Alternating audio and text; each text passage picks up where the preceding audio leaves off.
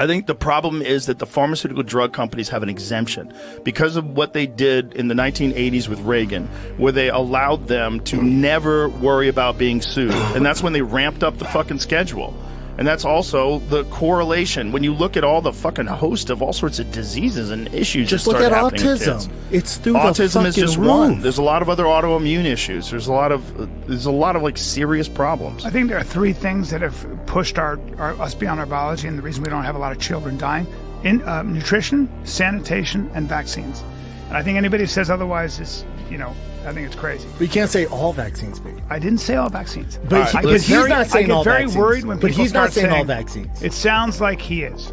Brian, you don't know what the fuck I'm saying. You don't. Well, I know, because you don't want to talk about it. Brian, I don't want to talk about it in the middle of a podcast because it'll completely derail the podcast. And I'll start showing you statistics. If you look at when people stop getting all of these diseases, and then when the introduction of vaccines happen, it's at the end, after the diseases had already gone through the population. Most of those diseases were eradicated by sanitation and nutrition. Yes, there was a huge problem in this country. People were living in fucking squalor.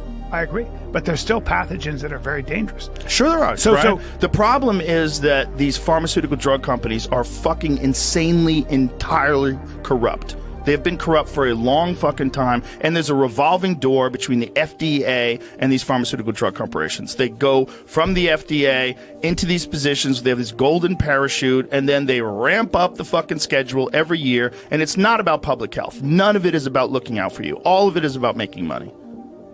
That's the problem.